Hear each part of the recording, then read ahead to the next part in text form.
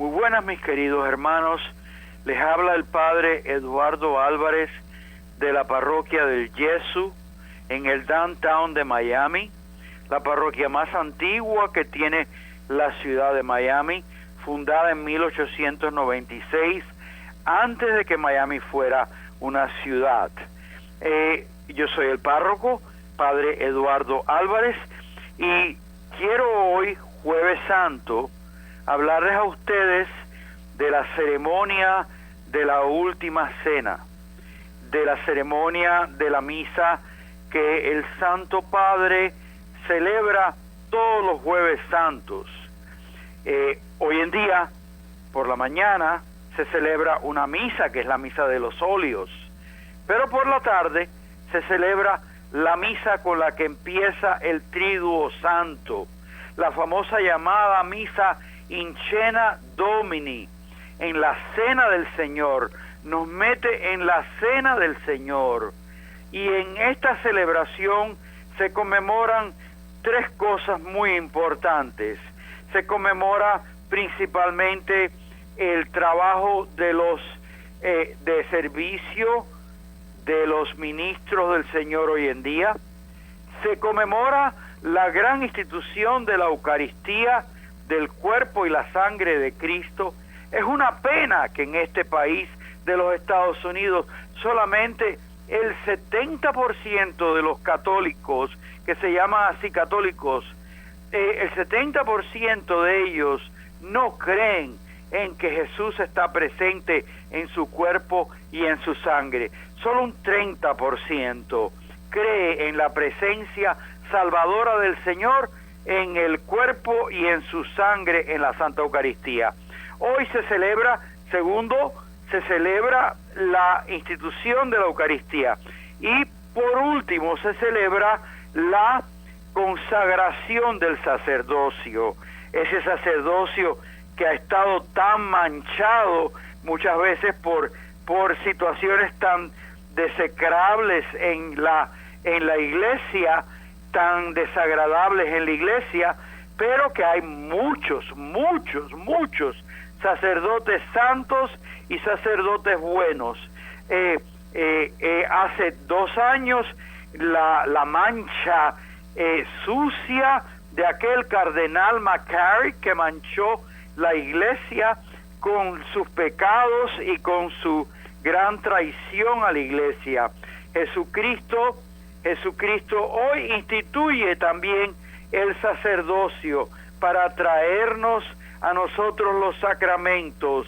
Qué maravilla de los sacramentos que nos trae el Señor, de los 7 sacramentos que nos trae el Señor.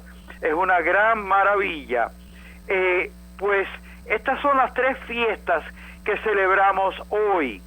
La primera es la fiesta de esta última cena, en donde Jesús lava los pies a los apóstoles. Jesús estuvo planeando la cena del Señor, de ese sábado santo grande.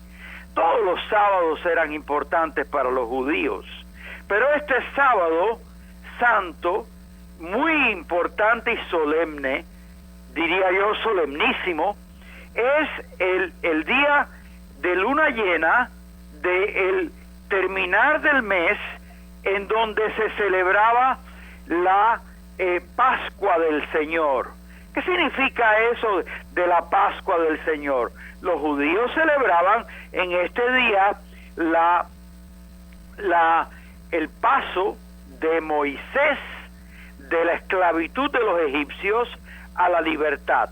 Pascua significa paso, el paso a la libertad.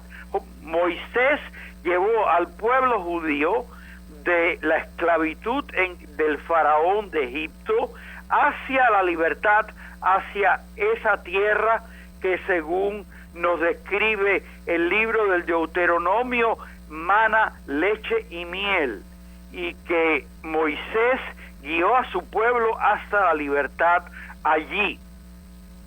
Pues Jesús preparó la cena con sus 12 apóstoles. Uno de esos apóstoles iba a ser el traidor, Judas, como también hay traidores entre los sacerdotes y los obispos. También entre ellos hay traidores. Hay un Judas, como lo fue este arzobispo McCarrick, que traicionó de una manera a la iglesia grande y nunca ha pedido perdón por lo que él hizo. Como Judas, que nunca pidió perdón por lo que él hizo. Jesús manda a sus apóstoles a preparar la cena y le dice a los apóstoles algo que es, a dos de ellos, algo que es incongruente. Les dice: vayan y donde encuentren a un hombre llevando un cántaro en la cabeza, allí pregunten para preparar la cena del Señor. Es incongruente, digo yo, porque los que en esa sociedad buscaban el agua en los pozos eran las mujeres. A ningún hombre se le veía llevar un cántaro de agua, que eran de barro en aquel entonces, llevarlo en la cabeza, pesando. Imagínense ustedes pesando 3, 4 galones de agua para las purificaciones antes de la fiesta, las purificaciones rituales de las manos de los judíos que iban a comer en esa fiesta. Y aquí vemos a un hombre que lleva un cántaro de agua en la cabeza y le indica al Señor dónde puede comer la cena. La cena la va a tomar en el piso de arriba, es lo que se nos menciona. Y allí el Señor se va a reunir con los 12 apóstoles. Una vez reunidos, antes de que empezara el gran sábado de la Pascua del Señor, donde se revivía otra vez lo que se nos dice en el libro del Éxodo, de que se comía el carnero y entre familias, y se partía el pan sin levadura en aquel momento, y el judío comía, usualmente el judío pobre comía un pan de centeno, pero ese día el judío y es rico, y en ese día de fiesta se comía un pan de trigo, como fue el que comió el Señor, pero un pan sin levadura. El Señor se reúne con los apóstoles en ese edificio, en esa parte de arriba, en ese salón que está preparado, donde no nos imaginemos que el salón tiene mesas. Nosotros pensamos en el cuadro de la Última Cena de Leonardo da Vinci, donde Jesucristo está sentado con los 12 apóstoles a la mesa. Y los judíos comían de otra manera. Los judíos ponían los platos de comida en el piso, sobre manteles, y se reclinaban sobre colchones o sobre almohadones grandes. Esos almohadones, si eran pobres, pues eran rellenos de paja. Si eran almohadones de personas más pudientes en aquella sociedad, eran almohadones llenos del pelo de las ovejas, que cuando se trasquilaba las ovejas, ese pelo muchas veces se utilizaba para hacer los almohadones. Y allí estaban tumbados al suelo los apóstoles, junto a Jesús, Juan, y bastante cerca de Juan, Pedro. Por eso es que nosotros decimos que Juan se reclinó al pecho de Jesús, porque estaba sentado, estaba recostado cerca del Señor, y le era muy fácil reclinarse hacia el Señor para preguntarle al Señor quién era el que lo iba a traicionar. Pero antes de sentarse a la cena y empezar la cena, con el pan y con el vino ritual que comían y con el cordero que comían, pues Jesús se pone una toalla a la cintura y lava los pies de los apóstoles. Cuando llega a lavarle los pies a Pedro, Pedro dice: no, a mí no me lavarás los pies. Y es, por lo menos que yo sepa, el segundo regaño que Jesucristo le da a Pedro. El primero fue que Pedro le dijo: no, tú no vas a subir a la cruz, Señor. No, nosotros te salvaremos. Y Jesús tiene un regaño enorme para Pedro en público. Ningún maestro regaña en público. Y Jesucristo le dice a Pedro: atrás de mí, Satanás, atrás de mí. Hablas como Satanás y no hablas como un hijo de Dios. Y este viene ahora a ser el segundo regaño de Jesús a Pedro, en donde Pedro se humilla. Cuando Jesús viene a lavarle los pies a Pedro, después de que los lavó los pies a los demás apóstoles, Pedro le dice: a mí no me lavarás los pies, a mí no me tocarás los pies, Señor, ni me tocarás los pies. Y entonces Jesús le dice: Pedro, si no te lavo los pies a ti, no tendrás parte conmigo en mi gloria.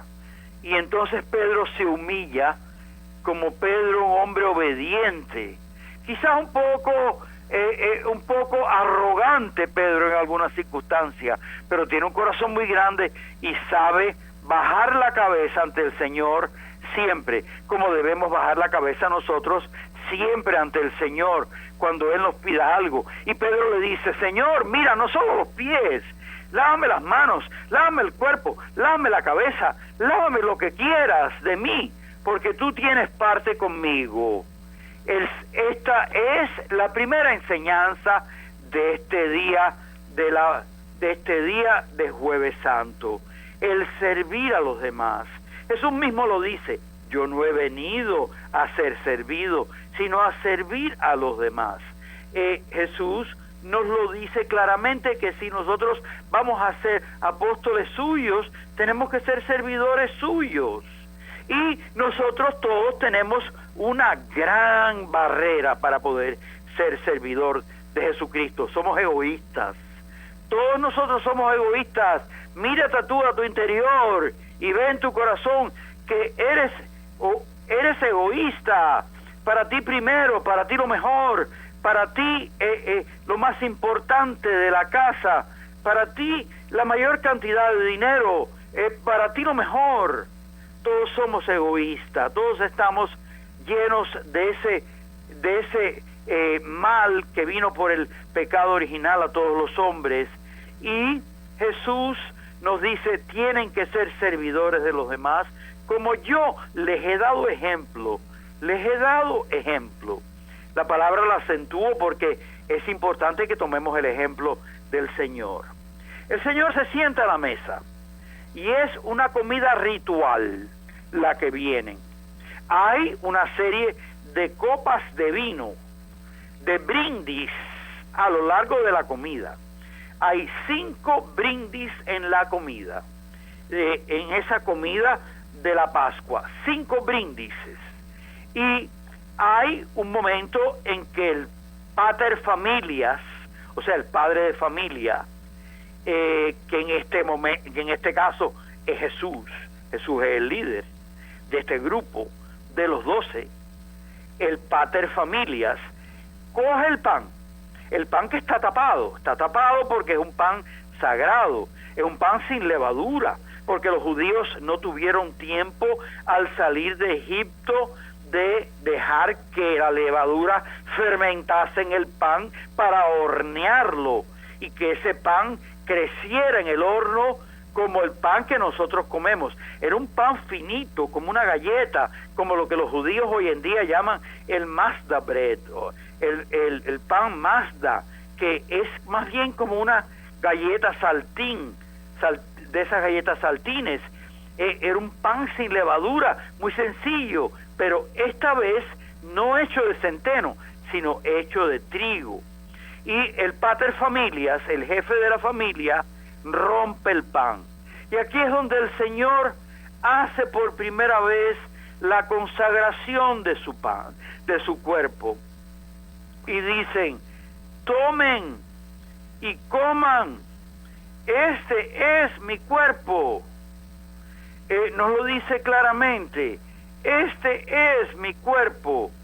Y lo da a comer a sus apóstoles. Rompe ese pan y lo parte y lo da a comer a sus apóstoles. Enfatizo que lo rompe porque yo voy a relacionar la última cena del Señor con la pasión de Cristo el Viernes Santo. porque están íntimamente relacionados. Cada misa que tú vas se celebra la pasión incruenta, no cruel, de Jesucristo. Pero cada misa que tú vas no es solamente el revivir la última cena, no es solamente eso. Es más, es que revivimos la crucifixión, el sacrificio de Cristo en la cruz. Cristo mismo parte el pan, como su cuerpo va a ser partido en la cruz por su muerte, va a ser roto por nosotros en su muerte, y más bien claramente se ve roto por nosotros en la cruz cuando el centurión, de nombre Longinus, porque loncre significaba en griego lanza, Longinus atraviesa el cuerpo, atraviesa el corazón de Jesús con una lanzada, con una lanza que perfora entre la séptima y la octava costilla el pecho de Jesús para llegar al corazón y darse cuenta de que Jesús está muerto. Pues Cristo significa aquí, en la última cena, que su cuerpo va a ser roto por nosotros. Y Juan, el evangelista, el gran evangelista, nos dice, y de su corazón salió sangre y agua, salieron los sacramentos de su corazón. En la cuarta bendición de la sangre, Jesús toma la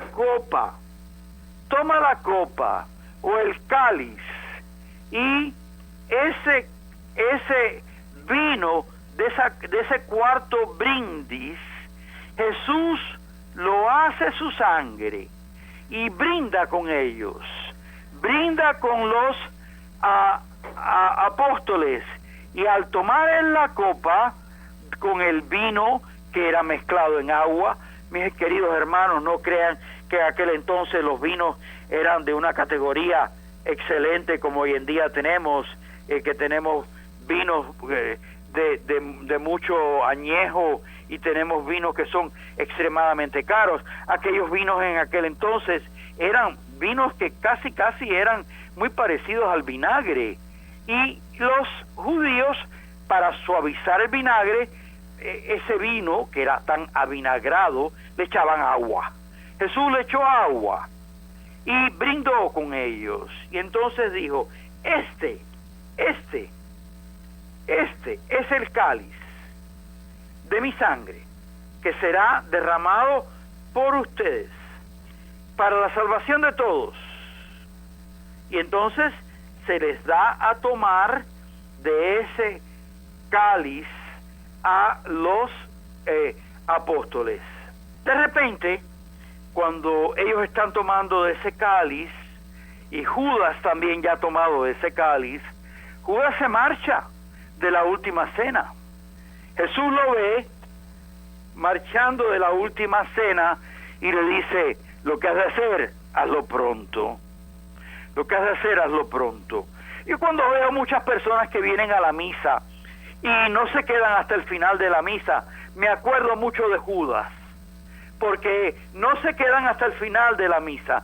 Judas no se quedó hasta el final de la última cena, se fue antes, porque tenía que traicionar al Señor. Y hay muchas personas que no se quedan hasta el final de la misa, que se van antes de que se dé la bendición final de la misa. ¡Qué pena, qué pena! Son para mí la imagen de Judas que se va antes de que termine la última cena, porque, como digo, cada misa es la reduplicación de la última cena del Señor. El Señor, al final, toma el último brindis, que es el brindis por la venida del Mesías, y Él lo toma con sus apóstoles, ese último brindis. Y con ese último brindis, y habiendo comido el Cordero Pascual, que era la carne que se servía en ese día, se marchan de allí cantando salmos, y cantando salmos a Dios y se marchan hasta el huerto de los olivos. Eso significa, para los que han estado en Jerusalén, que de el lugar de la última cena tienen que bajar a lo que era el torrente Cedrón y allí caminar hacia el jardín de los olivos. No entendamos, mis queridos hermanos, que este es un jardín con flores, donde hay helechos, donde hay lirios, donde hay flores. No, le llamaban a un jardín porque era un jardín donde había muchas aceitunas, habían olivos. La madera del olivo era maravillosa y el olivo proporcionaba no solamente la aceituna a los judíos, sino proporcionaba el que la aceituna podía ser machacada, destruida, y podían sacar el aceite de la aceituna. Ese aceite de la aceituna servía para freír. Los buenos cocineros de buena fama utilizan el aceite virgen y el mejor aceite de olivo. Los cocineros malos quizás utilizan manteca, pero los cocineros buenos utilizan eso para freír. Pero también tenía otro sentido el aceite. El aceite, con una mecha, servía para iluminar los hogares. Habían potes de aceite en donde con una pequeña mecha enchumbada en el aceite se quemaba porque tenía propiedades para arder y se quemaba y era la lumbre para que hubiese luz en la casa. Y habían 2 o 3 o 4 o 5 candelabros hechos de barro donde se echaba el aceite y con una mecha se encendía el aceite y eso proporcionaba luz a los hogares.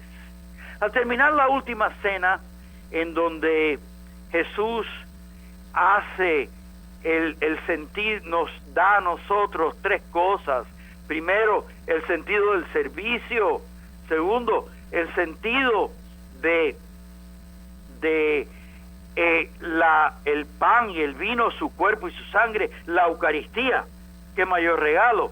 Tercero, la consagración de los apóstoles como sacerdotes.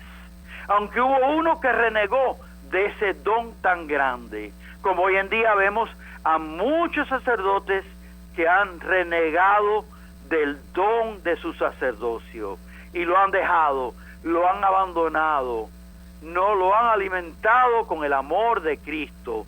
Pues Judas fue uno de esos ejemplos que abandonó el sacerdocio de Jesucristo, porque en esa noche, en la noche de la última cena, se instituyó el sacerdocio de los apóstoles, y los apóstoles, por la imposición de las manos, han pasado el sacerdocio a los obispos y han pasado el sacerdocio a los sacerdotes, los obispos a los sacerdotes.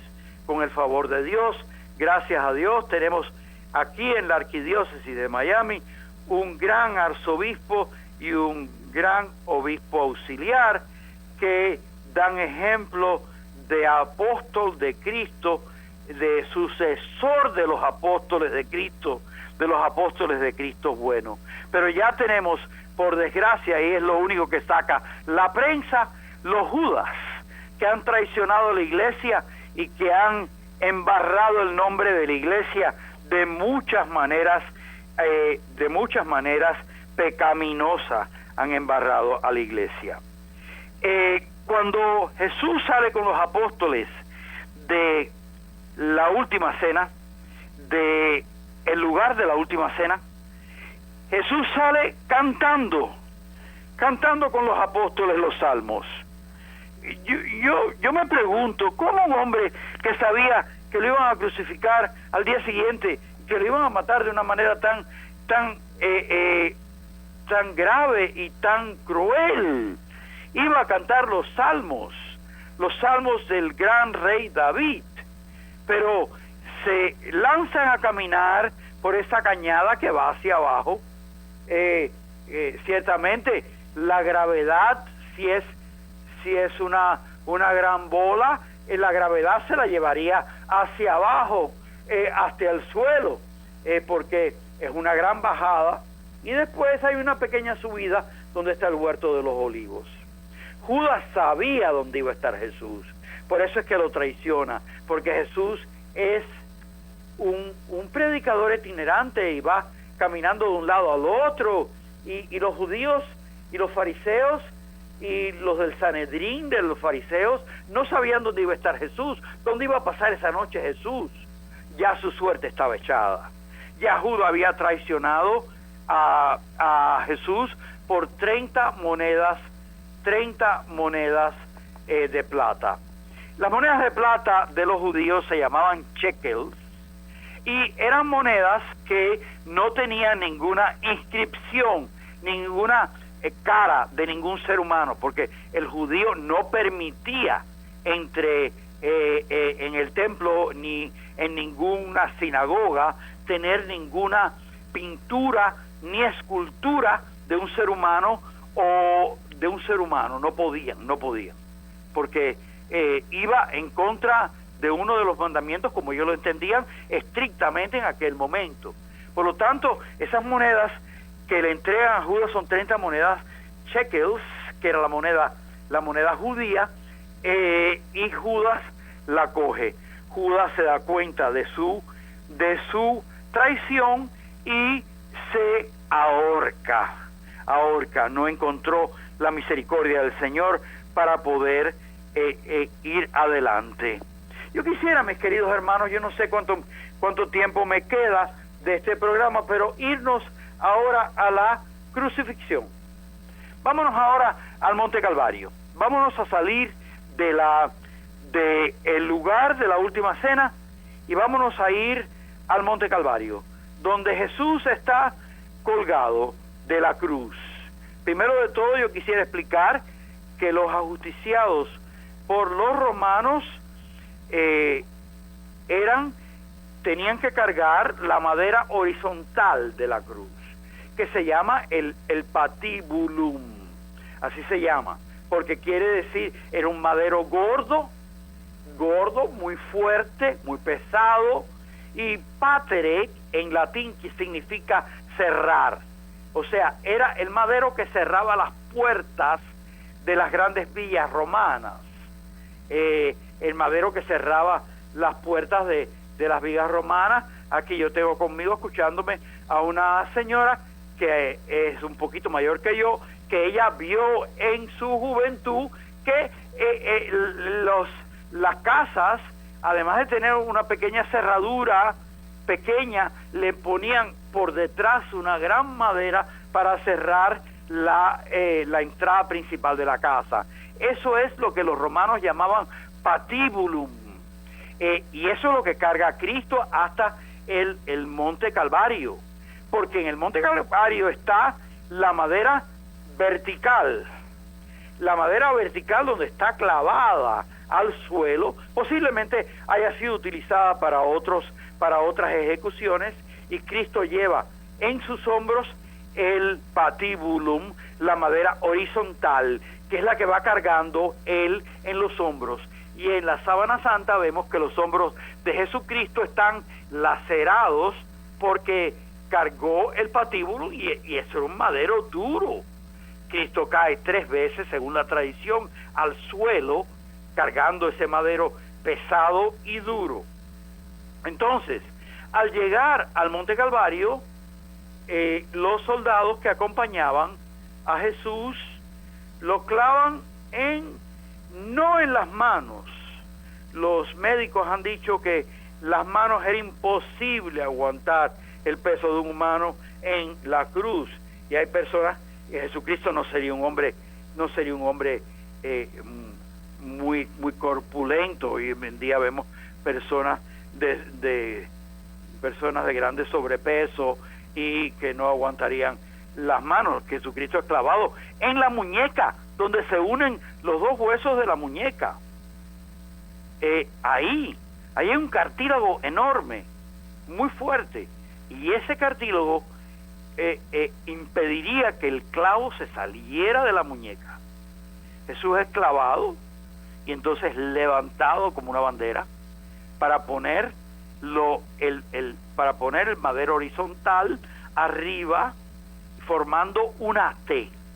Nosotros los cristianos siempre hemos entendido que la cruz de Jesús era una cruz en donde el madero horizontal cruzaba el madero vertical, pero más bien sería como una T, según muchas veces los médicos nos hablan de este madero. Jesús era clavado en una mano, los soldados apretarían el otro brazo por el dolor que sufriría para meter el segundo clavo por la otra muñeca, y ahí izarían el cuerpo del Señor hacia arriba para utilizar solamente un clavo, y el clavo de los pies, primero se ponía el pie derecho bien torcido y pegado hacia el madero vertical, y arriba se le ponía el izquierdo, y por ahí entre esos huesecillos de los pies se clavaría el único clavo de los pies. El clavo de los pies no era tan importante como el de las manos, porque todos los ajusticiados morían de asfixia. Jesús tuvo que haber muerto de asfixia rapidísimamente, porque se nos dice que en 3 horas murió. Muchas veces, para alargar la muerte en asfixia en la cruz, se ponía un taco a la altura del fondillo para que la persona pudiera sentarse ahí y respirar un poquito, coger un poquitico de aire y respirar. Pero a Jesús no se le hizo eso. Estaban dispuestos a quebrarle los pies a Jesús para que no pudiera inclinarse a tomar una bocanada de aire. Jesús muere en la cruz, y Él dice cuando Él va a morir en la cruz, porque no lo van a matar, Él va a entregar su espíritu y va a decir, como dice el Evangelio de San Juan, todo se ha terminado. Y ahí expiró. Él es dueño de la vida y de la muerte. Yo ahora quisiera, antes de terminar, hablarles a ustedes un poquito de la misa. Mis queridos hermanos, sí, en la misa se renueva la última cena, sí. Pero hay algo más en la misa. Cada vez que venimos a la misa, venimos otra vez a revivir el Calvario. Sí, porque el sacerdote dice las palabras de Cristo: esto es mi cuerpo, este es el cáliz de mi sangre. Y hay un momento, después de la consagración de la misa, en que el sacerdote ofrece el cuerpo y la sangre de Cristo a Dios Padre, como Cristo se ofreció en la cruz. Se ofreció a Dios Padre, por obediencia a Dios Padre. Bueno, pues el sacerdote toma el pan y toma el cáliz con la sangre de Cristo, y hay un momento en la misa en que se lo ofrece al Padre, como se ofreció en la cruz, y dice, voy a decir las palabras en latín: per ipsum, et cum ipsum, et in ipsum, por Él, con Él y en Él. Y es el momento en que el sacerdote ofrece el sacrificio a Dios Padre. Monseñor Fulton Sheen tenía una comparación muy linda que me viene a mí en estos momentos para proponérsela a ustedes. Decía Monseñor Fulton Sheen, que espero que lo beatifiquen y lo canonicen pronto. Decía Fulton Sheen que ese es el momento en que el sacerdote le pone espejuelos a Dios Padre. Pero Padre, ¿cómo es eso? Padre, ¿cómo es eso? ponerle espejuelos a Dios. Sí, porque es que Dios nos ve a nosotros buenos a través del cuerpo de Cristo, a través de la sangre de Cristo. Dios a nosotros nos ve como seres buenos. Y Fulton Sheen decía, es como si le pusiéramos espejuelos a Dios Padre, ¿no? Para poder ver, ¿no? Yo cuando pierdo los espejuelos no puedo ver nada, y mis secretarias cuando pierden los espejuelos no pueden ver nada, pues casi se quedan ciegas, pero este es el momento en que Dios a nosotros nos ve como seres muy buenos, a través de Jesucristo, por medio de Jesucristo. Y después, ¿cómo se realiza la crucifixión de Cristo? En la misa, cuando el sacerdote rompe el pan y mezcla un pedacito de pan con la sangre de Cristo. Rompe el pan y lo rompe, como se rompió el cuerpo de Cristo en la cruz. Mis queridos hermanos, como tú vas a destruir el cuerpo de Cristo en la cruz cada vez que tú vas a comulgar, tú lo comes, tú lo destruyes. Tú también eres partícipe de esta crucifixión de Cristo, incruenta, sin crueldad, en la misa, porque tú vas a comulgar y tú recibes el cuerpo de Cristo, tú lo vas a comer, y arriba del altar no va a quedar nada, va a quedar vacío el altar, y el sacerdote bebe de la sangre de Cristo, de la sangre maravillosa de Cristo. El cáliz queda vacío, la patena del pan queda vacía, porque tú y yo lo hemos comido. Y hay un momento también para el sacerdote en que Jesucristo resucita, en que celebramos la resurrección de Jesucristo. Cuando el sacerdote pica la hostia y grande que tiene él, y no la tiene grande, no coge una hostia grande, porque porque el sacerdote tiene que comer más del cuerpo de Cristo que nosotros. No es por eso, es que la va a enseñar, y tiene que enseñar un pan grande a todos, para que todos digan: Señor mío y Dios mío Jesucristo, Señor mío y Dios mío Jesucristo. Y entonces el sacerdote rompe el cuerpo de Cristo, como el cuerpo de Cristo se rompió por ti y por mí en la cruz. Lo rompe y pone un pedacito de su cuerpo en la sangre, significando que Jesucristo va a resucitar, que otra vez se unirán el cuerpo y la sangre de Cristo en una resurrección que es el término de la Semana Santa. Por lo tanto, mis queridos hermanos, el Jueves Santo tiene mucho que ver con el Viernes Santo. No podemos divorciarlo. Antiguamente muchas personas exageraban y nada más que enfatizaban que el Jueves Santo era la comida del Señor, y daban hasta repartían el pan de la comida del Señor en unas bandejas como si fuera una cafetería. No, hombre, no solo es la última cena del Señor lo que se revive, sino se revive el Calvario cada vez que vas a la Santa Misa los domingos.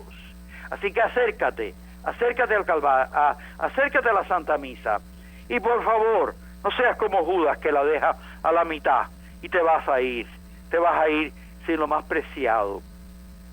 Que Dios te bendiga. Yo creo que he hablado bastante en esta presentación, y yo creo que son más de 45 minutos los que he hecho en esta presentación, y que el Señor a todos ustedes me los bendiga, que sigan oyendo Radio Paz, que sigan uniéndose a Radio Paz y ayudando económicamente a Radio Paz, y también ayudando económicamente a la parroquia del Yeso, donde yo soy párroco.